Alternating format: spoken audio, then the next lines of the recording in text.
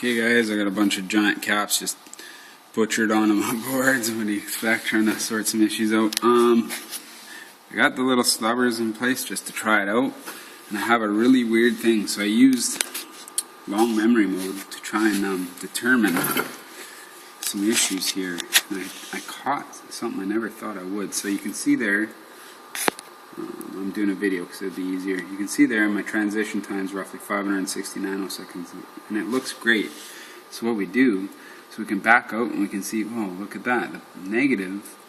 So when it transitions the other direction in this area, it's actually really bad.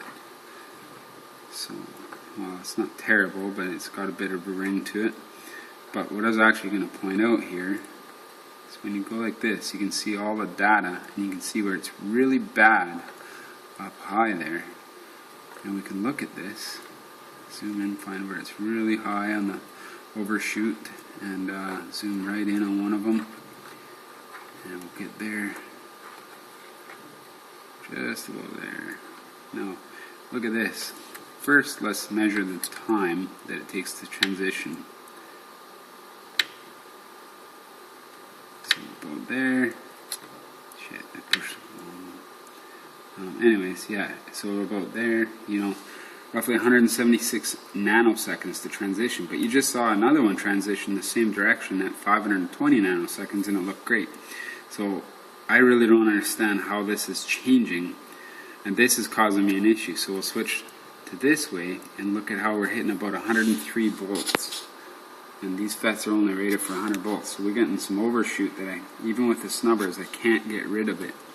So I'm not quite sure what to do, but you can see how the time changes, and it just doesn't make sense. It shouldn't change how fast it turns the fets on. So I need some advice on this.